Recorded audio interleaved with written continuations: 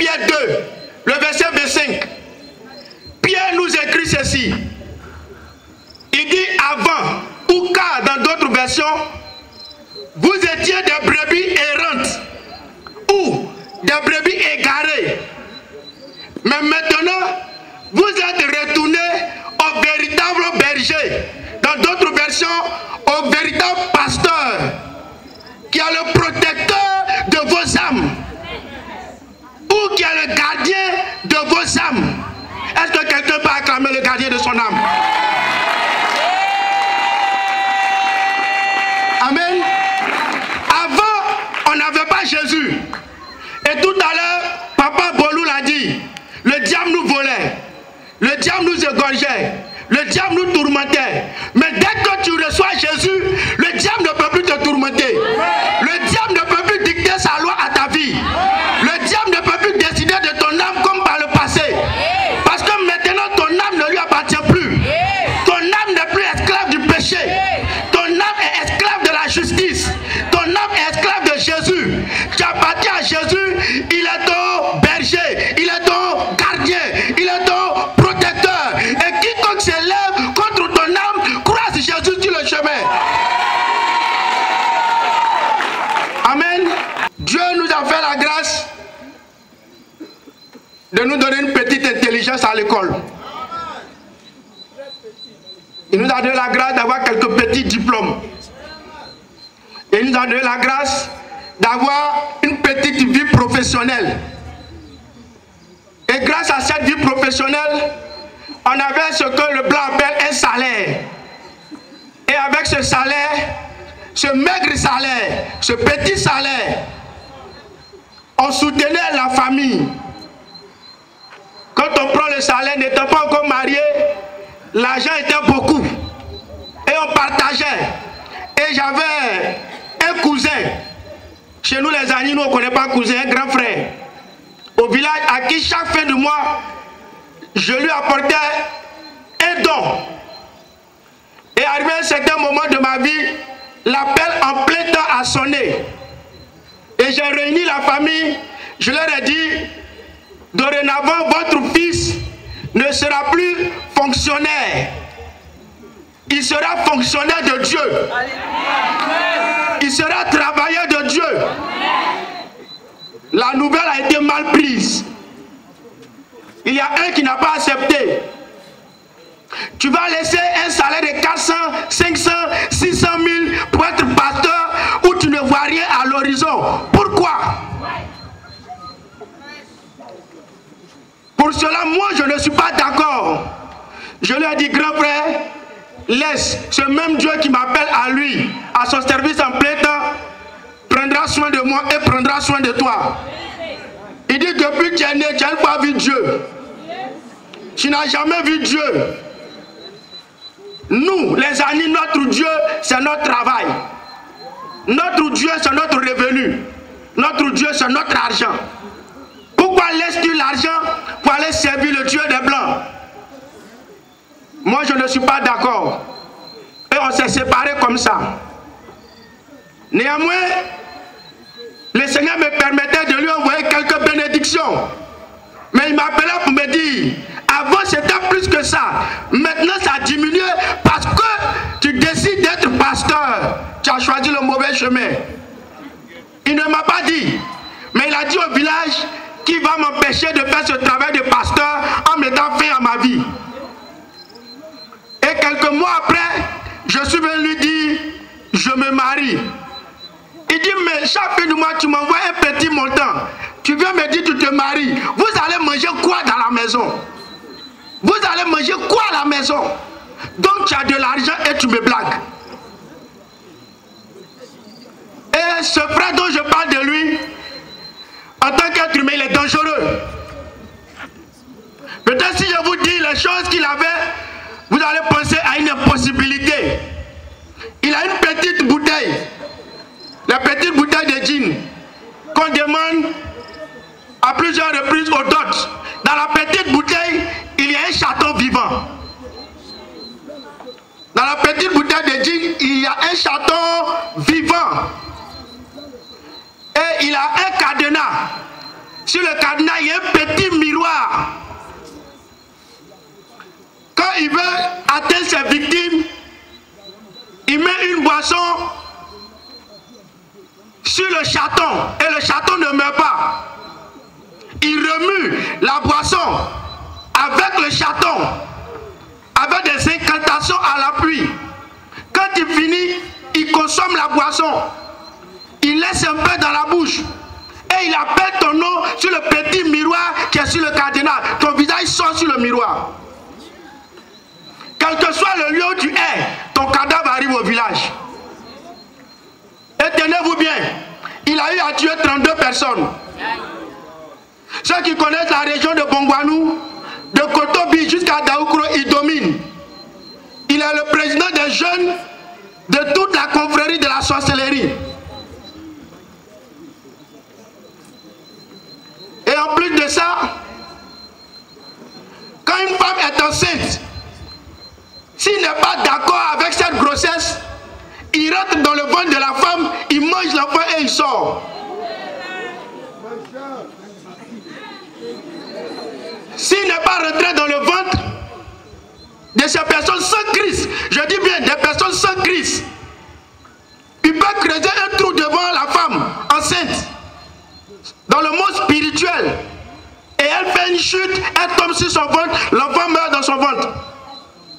Et c'est comme ça qu'il a eu à tuer plusieurs enfants. Il a eu à tuer 7 enfants dans le ventre de leur mère. Plus 25 personnes adultes, ça fait 32. Et il a décidé de tuer le pasteur que je suis pour faire la 33e personne. Mais quand il a contacté sa confrérie, ils lui ont dit, où tu veux partir là, c'est plus fort que nous.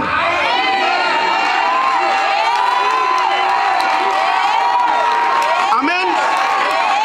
Où tu veux mettre tes pieds, c'est plus fort que nous. Nous, on ne peut pas t'aider. Mais on connaît quelqu'un qui peut t'aider, il est à Daoukro. Je ne dis pas son nom, mais c'est l'une des figures fortes de la politique en Côte d'Ivoire. Il a été président ici en Côte d'Ivoire. Et c'est son féticheur préféré qu'il est allé voir. Son meilleur féticheur. Et il est allé voir le féticheur. Le féticheur a dit, tu veux tuer le pasteur. C'est un petit problème. Je peux mettre fin à sa vie en une fraction de seconde. On va poser l'action en 2 étapes. Tu vas lui demander une somme de 10 500. D'abord, on va l'appauvrir. Quand il va tomber malade, il n'aura pas d'argent pour se soigner. Frère, la vie en Christ, c'est la meilleure vie. Pendant que tu dors, pendant que tu marches, l'ennemi complote contre toi. Pendant que l'ennemi est en train de comploter, Dieu veille à ce que le résultat de l'ennemi soit soldé par l'échec. Ça, c'est quand tu es en Christ. C'est pourquoi je veux encourager quelqu'un en ce soir ou en ce matin. Toi qui n'as pas encore fait la paix avec Jésus, l'occasion t'est donnée de faire la paix avec Jésus, de marcher avec lui, afin qu'il soit le protecteur de ton âme. Et le féticheur lui a dit, prends 10 500 pour m'avoir. Comment il va faire? Il ne peut pas m'appeler, viens au village. Il a décidé de tuer un adjudant-chef, un policier, qui était au 15e arrondissement d'Abobo, qui est aussi mon cousin côté paternel. Il sait qu'à ce décès, je serai au village. Et avant de partir, il m'a appelé. Envoie-moi 10 500 pour scolariser ton petit. J'ai dit non, ça c'est pas un souci. 10 500, je peux te l'apporter. Ceux qui connaissent notre voix, je n'ai pas compris. C'est après que les actions se sont passées que j'ai réussi à comprendre. Quand nous avons fait la levée de corps à Ivosep, dès que nous avons fini, il m'a appelé. Petit frère, vous êtes où? Je dis, on sort de Trècheville. Dès qu'on a dépassé à Niamey, il m'a appelé. À Zopé, il m'a appelé. À Coupé, il m'a appelé. Kotobi, il m'a appelé. À quelques minutes de l'entrée du village, il m'a appelé. Vous êtes à quel niveau? J'ai dit, nous sommes au village. Il dit, viens.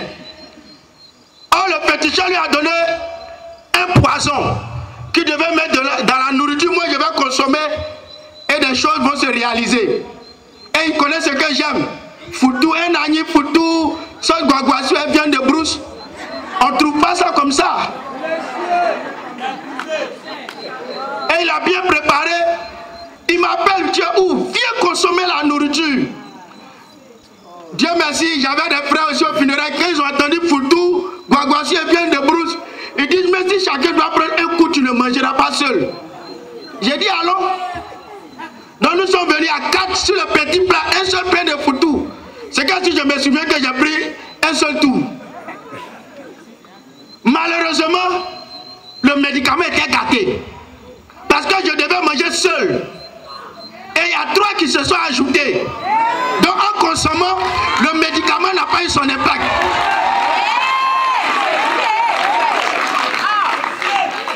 Mais moi je ne comprenais pas. Et la nuit, à 22h, 23h, il me dit, l'argent que je t'ai demandé là, il faut me donner ça la nuit là. J'ai dit non, je ne peux pas te donner. Il dit bon, si tu ne peux pas me donner, donne les 500 qui sont dessus. J'ai dit, j'ai pas d'argent sur moi. J'ai l'un de mes cousins qui était là, qui a consommé sur le plat, qui dit, j'ai 500, je veux te remettre. Il dit, non, c'est l'argent du pasteur que je veux.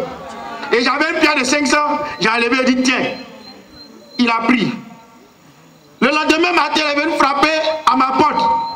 Pasteur, donne les 10 000 là. Et je lui ai remis. Tiens, il a pris son vélo, il allait à Daoukro sur le vélo. Où voyez le diable?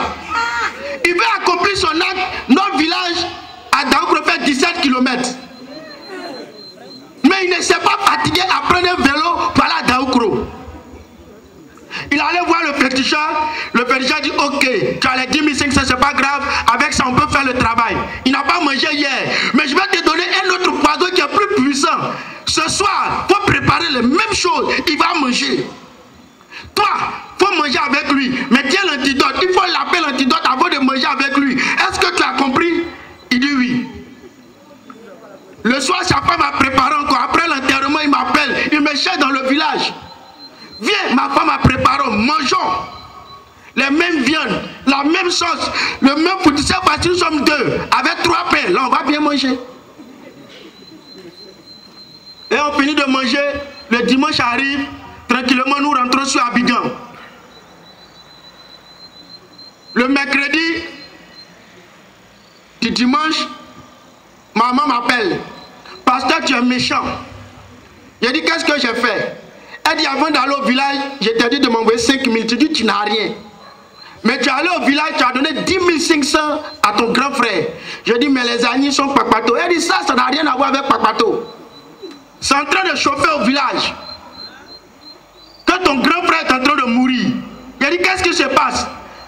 Elle dit, ça a pris tout le village. Ça a pris toute la région. Les gens sont en train de demander, l'enfant là même, c'est l'enfant de qui? Et quand j'ai arrêté le travail, ma maman m'avait renié. Maintenant, elle m'appelle, elle dit, affaire de pasteur là, faut bien faire maintenant. Moi, mais je suis avec toi, faut bien faire.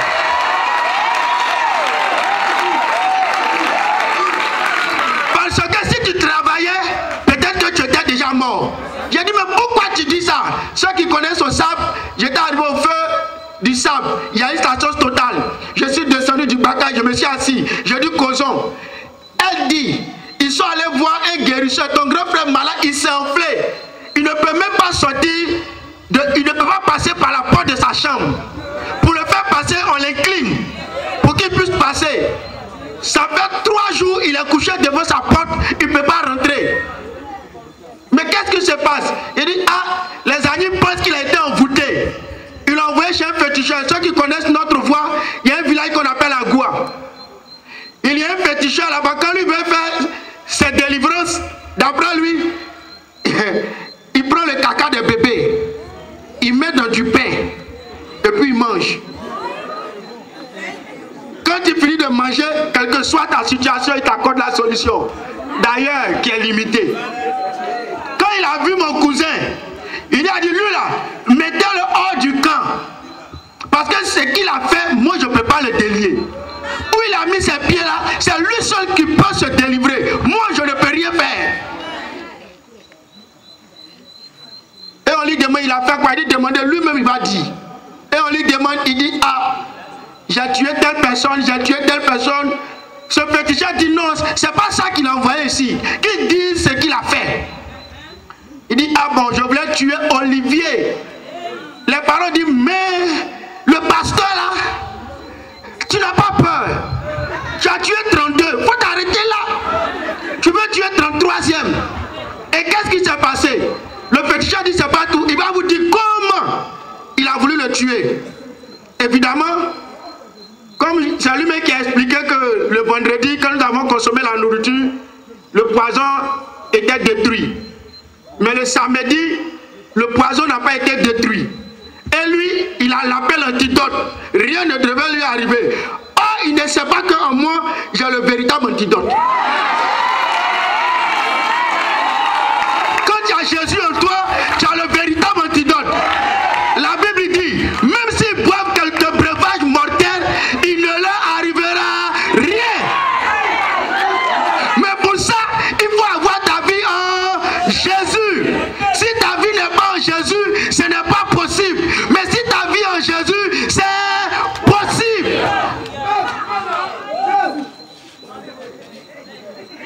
Et il a dit, la nourriture qu'on a consommée, il devait avoir une maladie qu'on appelle l'insuffisance rénale. C'est là que j'ai su que plusieurs personnes atteintes de ces maladies, souvent ce sont des sorts. Ce ne sont pas des maladies naturelles. Je devais être atteint d'insuffisance rénale. Ah, donc je ne vais plus évangéliser, je ne vais plus prêcher la bonne nouvelle, je ne vais plus enseigner la parole de Dieu, mais tu es un menteur. Et c'est lui-même qui a commencé à s'enfler. Lui-même, il a commencé à grossir. Et ils lui ont dit, appelle-le. Tu vas lui demander pardon. Il dit non. Malgré que je suis dans cet état, je vais lui montrer que mon médicament est fort que son Jésus.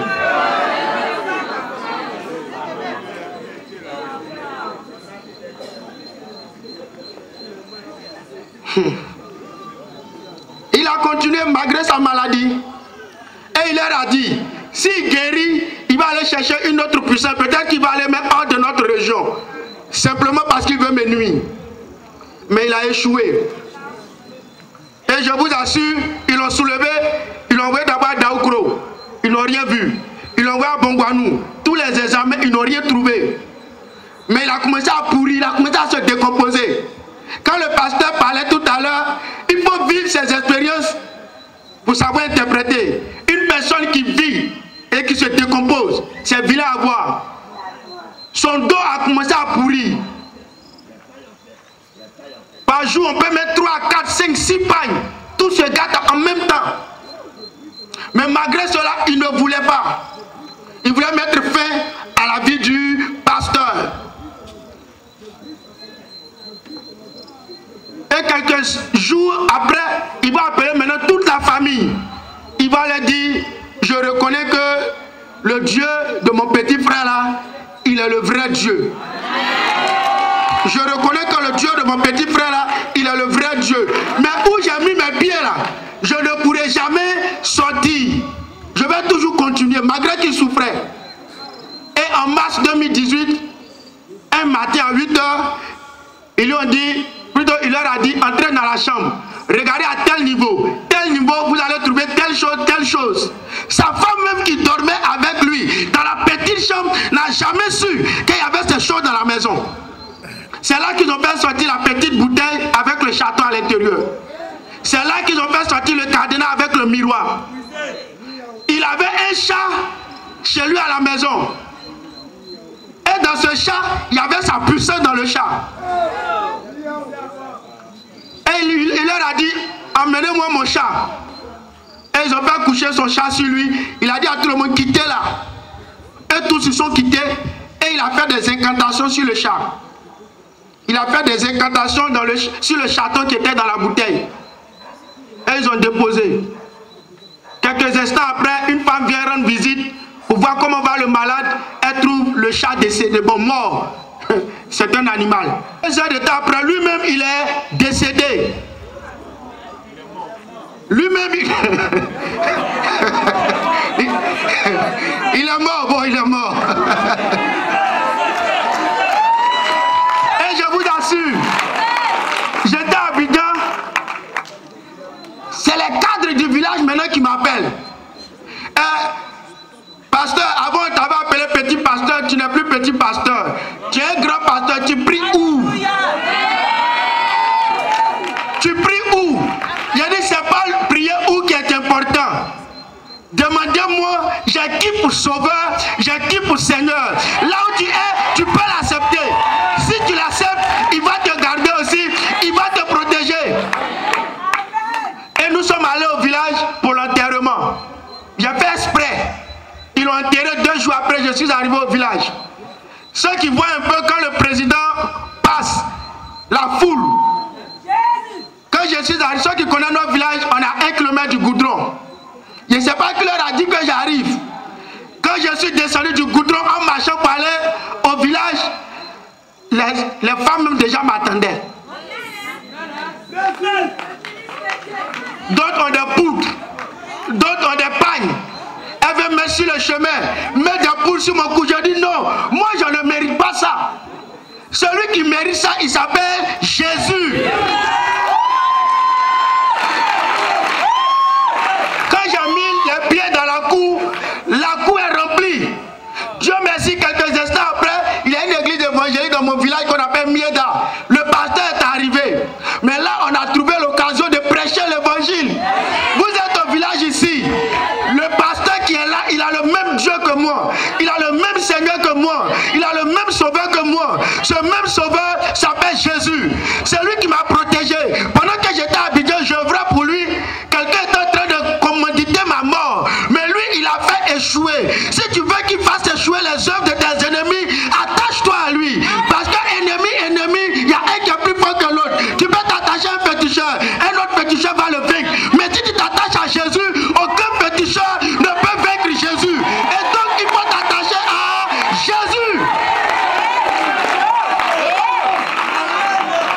Je vous assure, dans mon village, le temps peut prendre 80, au plus 90. Mais aujourd'hui, il fait 3 cultes. Il fait 8h, 10h30, 11h, 13h30, il se repose. 17h, 19h30. Il dit, au village aussi, vous faites plusieurs cultes. Il dit, pasteur, je suis fatigué. J'ai demandé au siège même qu'ils envoient un deuxième pasteur. Alléluia. Ils ont vu la puissance de Dieu. Ils ont expérimenté la puissance de Dieu. Mais j'ai dit au pasteur, ce n'était pas tout. Il avait un groupe. Quand je suis arrivé au village, quand je marche, il me voit venir, il faut demi-tour. On dit c'est le petit là, c'est lui là. Un enfant comme ça, Adou même.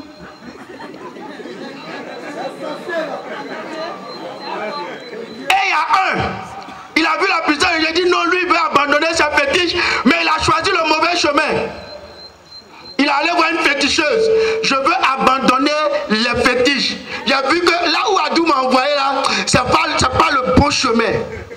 La dame dit je peux t'aider. Mets-toi nu à 0 heure, que personne ne te voit. Va déposer les fétiches à l'entrée du village, c'est-à-dire au cimetière. Peut-être à toi aussi on t'a une fois dit ça. Mets-toi nu, va déposer un canari à un carrefour. Mon frère, tu as été humilié, mais ce n'est pas grave. Jésus-Christ peut te restaurer en ce matin. Malheureusement pour lui, à l'aller, il n'a pas été repéré. Mais au retour, il a été repéré tout nu. Mais tu fais quoi dans le village à pareille heure, tu es nu? Dieu donné, qu'est-ce qui se passe? Et il s'appelle Dieu donné.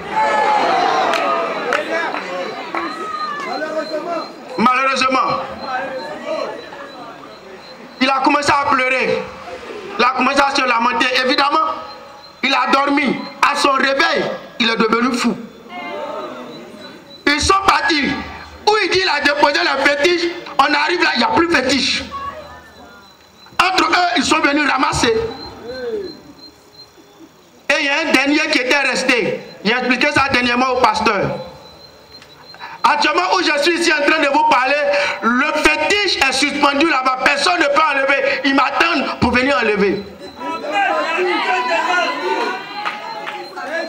Il a tué son grand frère à cause de champs, à cause de terre.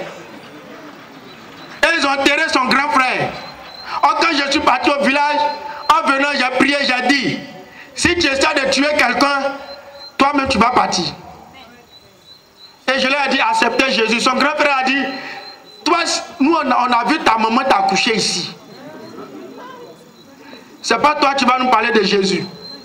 Malheureusement, son petit frère l'a tué. Mais ce petit frère, qui était le deuxième de mon cousin, quand ils ont enterré son frère, il est venu s'asseoir au bord de son lit. Il est mort comme ça.